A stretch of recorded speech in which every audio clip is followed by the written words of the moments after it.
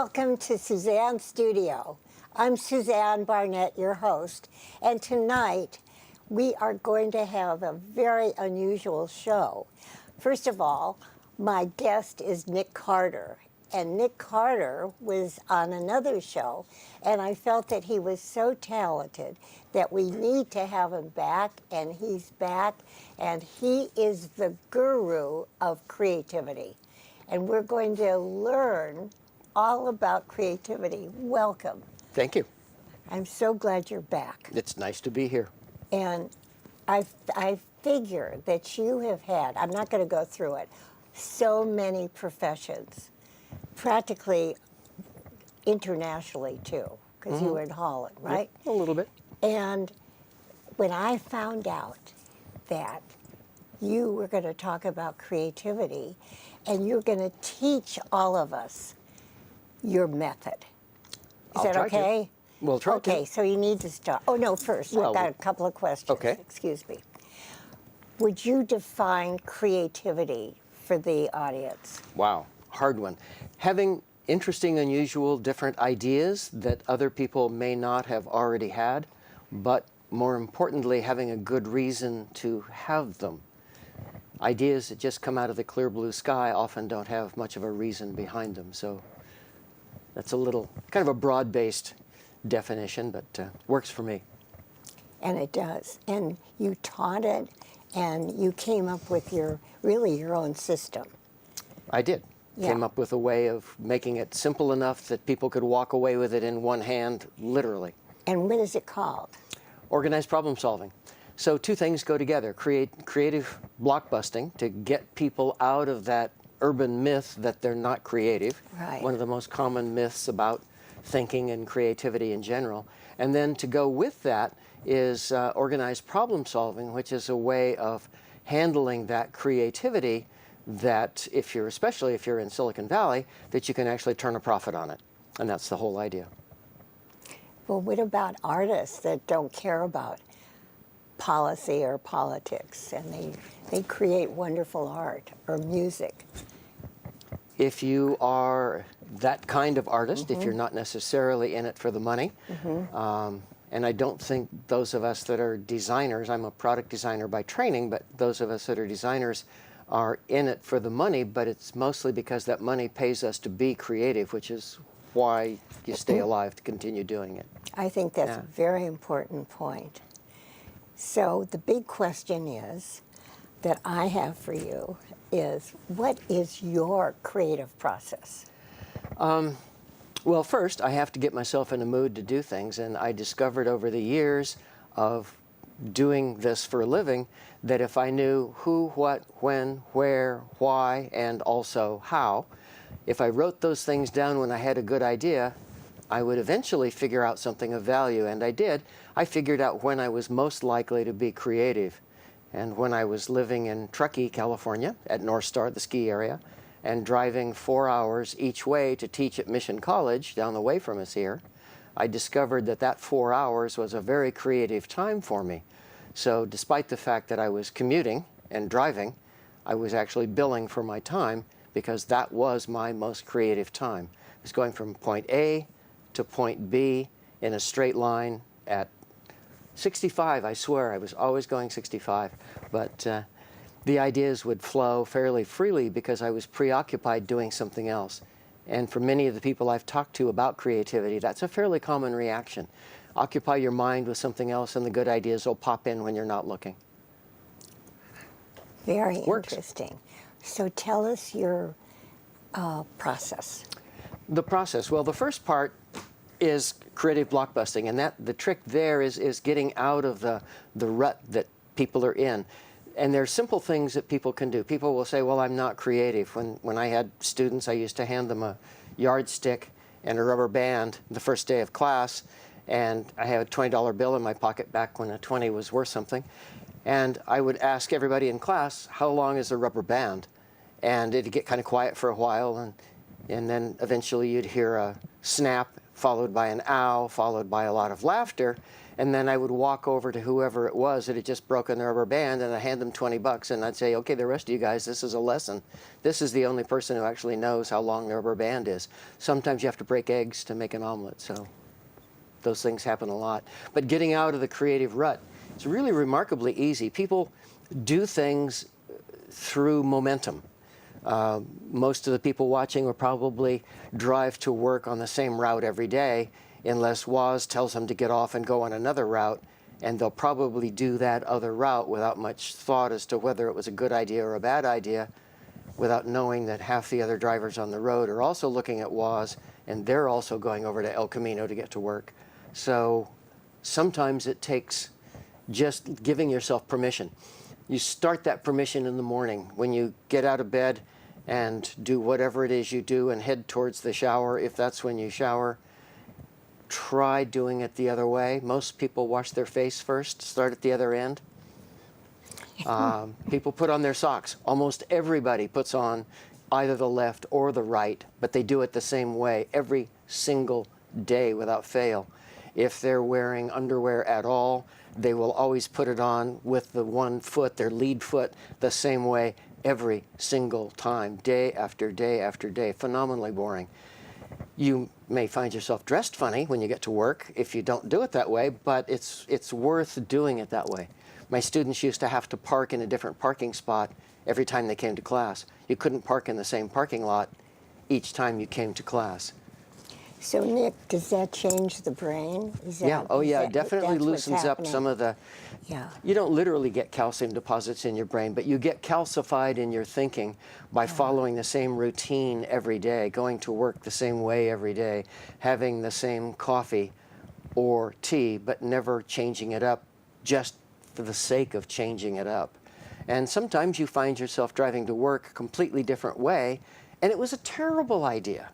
I mean, it got you there too soon, or it got you there too late. But getting there too late forces you not to park where you always park because that spot's full. Now you're going to have to think about it a little more. That thinking process is a use it or lose it feature. If you don't think, you're not able to when you really need to. And then what? Then when somebody says you're not creative, that reinforces the idea that you're not, so you believe that you're not, and in fact, you aren't. It's just that easy. If you are creative, if you think you're creative, if you've found out something new or discovered something that you didn't know before, if you put your car keys in a different pocket, if you put your wallet in your front pocket instead of your back, and you reach for it during the day and the wallet's not there and you have to have this epiphany where you realized you put it in a different pocket, that's actually good for you. It actually makes you flexible, and that flexibility is where some of the really wild and crazy ideas come from. We call it thinking outside the box, and we all tend to, I'm going to do it with my hands, we all tend to build a little box around our heads, and all that really does is give us kind of a blockhead, and it's hard to get out of that. It takes some effort. You have to kind of reach around the top and pull open the top and let the good ideas sneak out. So that's the first step. Then what? Well, that's the first step, is getting out of the idea that you are not a creative person and that you can have really interesting and good ideas. The second one that I think is valuable is being able to put basically a water faucet on it so you can control it.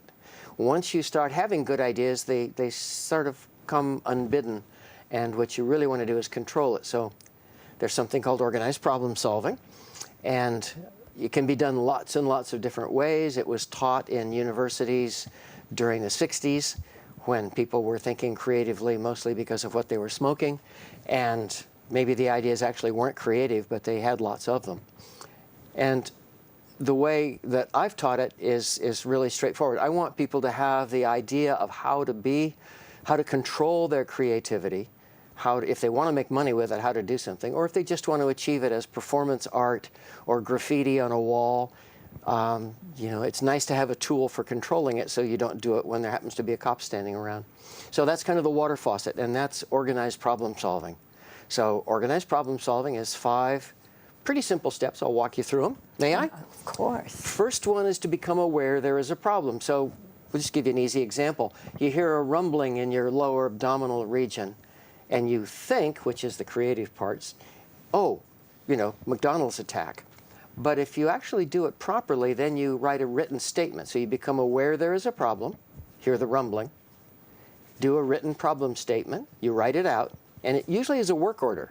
You will do something. You'll discover the reason for the rumbling in your lower abdominal region. I didn't say stomach on purpose because that narrows it down to the answer. And then you create, and I'm not going to show you which finger that works with because that's rude and we don't want to put that on tape. But when you're trying to be creative, you kind of cap it off. You say, well, I'm going to spend an hour thinking up some nifty ideas for that, and then I'm going to give it another 20 minutes tomorrow morning to synthesize those ideas. So today I'm going to come up with some ideas. So I'm hearing this rumbling in my stomach. I kind of do this. Well, that's good news. It's not appendicitis. And then I kind of raise, and when the eyes go up, it's almost always because there's something creative happening. You're trying to make up a lie or you're coming up with the truth. But you ask yourself some simple questions. Is this a Big Mac attack? Does Indonesian food sound good? Mexican, Italian, French? What is it? Narrow it down a little bit. So that your work order, you will discover the reason. Well, the reason turns out most of the time that it's hunger. But if you ever missed an appendicitis attack, you'd be a very sorry person. Now that maybe is a little extreme as an example, but it's a way of narrowing it down. If you're at work and there's no restaurants in the area anywhere near you except a McDonald's, then it's going to have to be a McDonald's attack, or go to the break room and make yourself 16 cups of coffee and hope you can still drive home. So you come up with the ideas, and then you use the ring finger and the that's kind of hard to do, and your written problem statement, and you test your ideas against the written problem statement. Does this meet the criteria that I established? Have I discovered what the reason was for the rumbling in my stomach? If you've come up in the creative process with some good ideas about what the possibilities are, then you test them against the idea. Is this going to meet my criteria for what I was trying to achieve? And we'll get back in a second to what happens when it doesn't, because sometimes it doesn't. And then last but not least, the little finger, the one that's the hardest to control individually, is do it. Get it done. And that's the problem with creativity. It's really easy to have absolutely fabulous ideas, and the process of having them is so joyous and so exciting and so relieving, especially if you solved a really tough problem, that's enough. That's the joy. The gestation period of an idea, how long does it take to actually paint the Mona Lisa? It took Leonardo da Vinci a lifetime, literally. It wasn't finished when he died. So some of these things take forever to do, and you have to get it done at the end. That's the important part. It's too easy to have a really great idea. That second one. It's really easy to have a really great idea and then not to do anything with it. And if you don't do anything with it, you're the person with the joy, or maybe somebody you brag to, who then patents it and they make the money on it. So why not put that in your own pocket?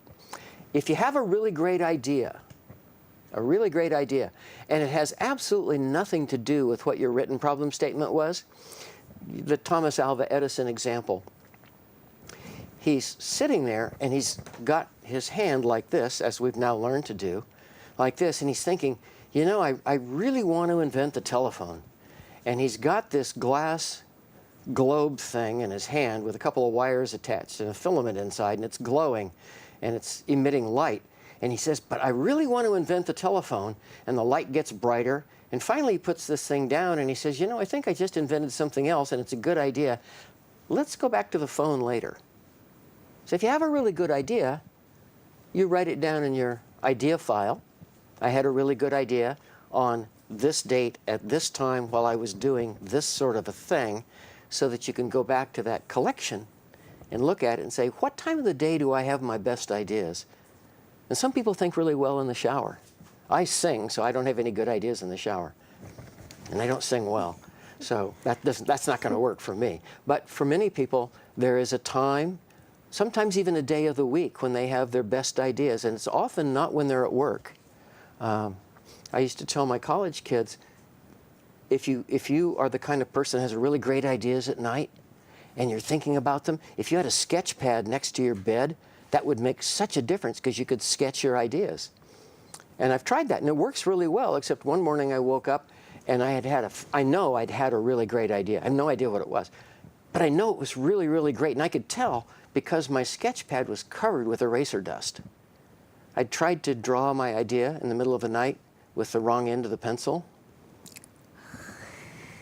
So at that point I figured out that I needed to take the backing off my notepad and throw it away so it was the same on the front and the back, and take the eraser off and sharpen both ends of the pencil so that if I had a good idea and I was trying to do it half asleep, that there might be something on the pad the next day that I could turn into money. So those are some of the tricks and twists and turns of creativity, and then using organized problem solving as a means of controlling the flow of this stuff so it doesn't just get too nuts. How did it work with your students? How successful was it? Well, I did lots of funny things when I was teaching. I offered a money-back guarantee for students, which was unheard of.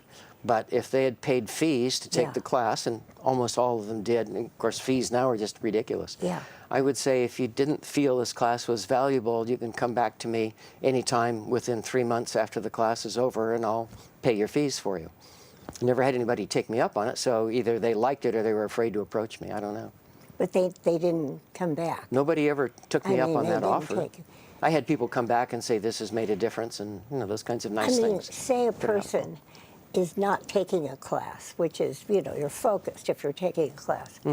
How do you get the average person to get in touch with the creativity? I mean, you're talking about it now, but how many people, our viewers, do you think, are going to follow through with your advice? Probably 1 out of 10.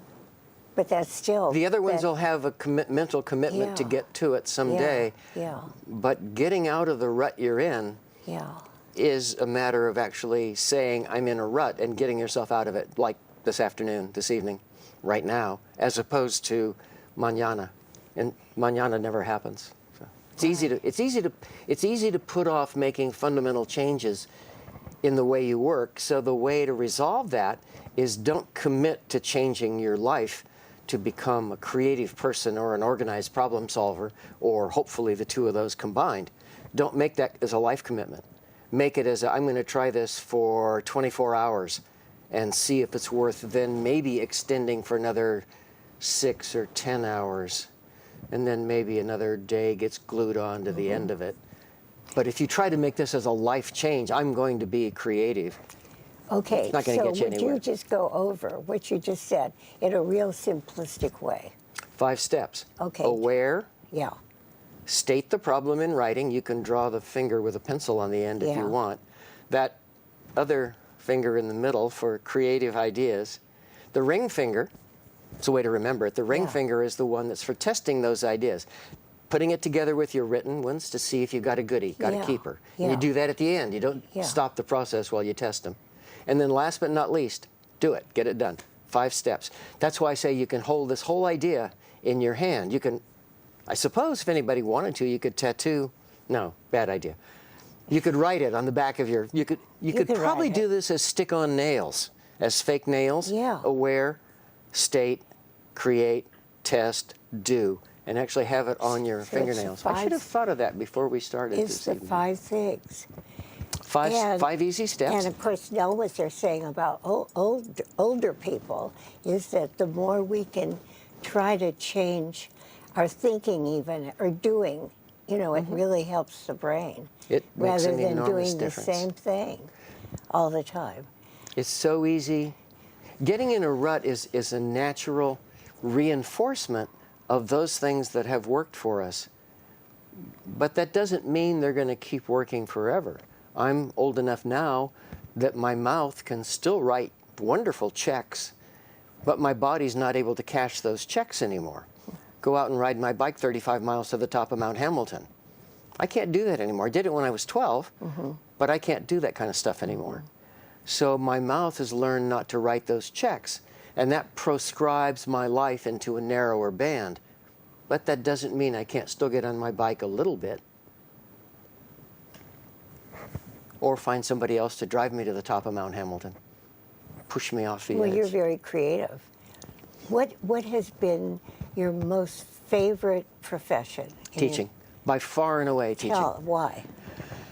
Because I didn't always know the answers when I walked into the classroom.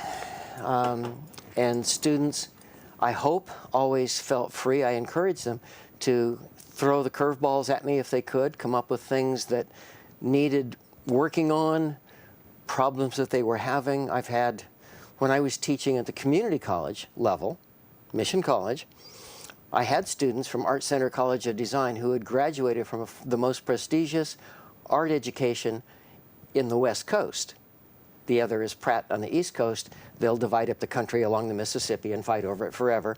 But I've had Pratt students come in who had come into Silicon Valley with fairly fabulous portfolios. And they had a resume, but they had no idea how to get a job. That wasn't part of their education. It was a wonderful art education. They were fabulously skilled. Yeah. They had pretty things in their portfolios, but they didn't know how to go about getting a job. So there are guerrilla tactics that can be taught, and we would do them. And I would say at the end of the semester, if you can't get a job within 30 days or 60 days, come back and see me, and I'll refund your fees. That's kind of the guarantee that I offered for classes. Wow. So. How come you're so effective? I've got my money on the line. That's a motivator. That the reason? That's a motivator. Yeah. It really is. It's not just because you want to be so wonderful in creativity. I like molding young minds, and the world needs more moldy minds. I'll say. Yeah, you've heard that one. I Yeah. can tell. No, it's the joy of helping somebody realize their own potential, their own goals, or realize that, gee, I'd really like to work for the city. Okay, doing what? Do you want to be a cop? Well, yeah, being a cop would be really neat. How about being a lieutenant in the police force? How about being the captain? What do you want to do? Do you want to be a jail guard? Okay, cool. But there's no charge, there's no real downside other than disappointment, and we all learn to live with that. There's no real disappointment to dreaming big.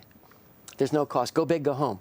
It doesn't cost anything to dream extra large and then be happy with, a size medium when your life turns out to be a perfectly okay size medium. Lots of people's lives do, and there's nothing wrong with that. But if you could have been a great philosopher, a great painter, a great musician, a creator of some kind, if you could have been a teacher, if a teacher, wow, I mean, one of the highest, my take, one of the highest professions, a fireman, a principal of a high school. If these are things that you could have done and you just couldn't at the time dream big enough to make it happen, then you're not using organized problem solving. You're sure as a Dickens not using creative blockbusting. You're not using the tools to break those shackles and let yourself do what you want to do. How are the undergraduate schools doing, teaching this kind of philosophy, creativity? Well, it kind of depends on the schools and what their remit is. If they're, the difficulty has always been in education, personal opinion on education, is that we have people who are mathematicians teaching the math classes, and English majors teaching English, and actors teaching theater classes. And that doesn't necessarily make for well-rounded citizens who are engaged in their communities, engaged in their culture, if they're religious, engaged in their religion, if they have other interests, engaged, but actively engaged. It's too easy to take someone who is a young person growing up and start to narrow down what they're going to do. If you're from Cupertino, you're going to work in the electronics industry. If you're in San Francisco, you're going to be a doctor or a lawyer. These kind of the narrow thinking that sometimes hits kids fairly early on, almost always, at least partially, as a parental influence. You either are going to be this, or there's no way you're going to be that, whatever that is. There's usually something some family doesn't like. Oh, Uncle Joe is a pipe fitter. There's no way you're going to be a pipe fitter. What if the kid's a pipe fitter? And you're not going to have the same job all your life. Right now, the current average, I believe, this year is around 3 full career changes is the average for people in our culture. How many have you had? 5 or more. Yeah. And you don't... Well, it felt so good. Why not just keep doing more cool stuff? But you never regretted. changing? Or, I mean, The only I'm thing I asking ever as a- regretted was forming a business partnership with another designer whose way of thinking and handling business didn't meet my inner goals. And a dear friend of mine, a photographer who lives in Colorado, said, "You're pretty happily married, aren't you?" And I said, "Oh yeah, I found a keeper." And he said, "Well, what made you think you deserved a second marriage?" Which is what a business partnership Of course is. it is. What made you think you deserved a second one? And there are lots of reasons why I did, but there was a lot of good reasons to get out of that, and I did get out of it. But teaching, loved it. Loved being a firefighter at North Star for 13 years while I was up there. Tell the other things you did, because we've got like 1 minute. A minute? Oh gosh. Yeah. Let me see. The very first thing I did was, as a high school student, I started illustrating math books for the National Science Foundation at Stanford, which gave my resume a huge kickstart. I was chief systems analyst and head computer programmer for the Western United States Army during the Vietnam War, even though I had no idea what I was doing, which was part of the reason why we lost that war. I did design toothpaste packaging for Colgate-Palmolive in Mexico. It's still in use. And I did that in 1971. It's same packaging still in use, or similar packaging. Designed the exterior seating on the Golden Gate Bridge and Transportation District's jet-powered ferry boats, and more stuff than we would ever have time for. My God. I think time may have run out on us. It has. It has. I want to thank you so much You're for welcome. coming back. You're welcome. You're a great guest. It's fun. It's fun. Fun working with you. Thank you.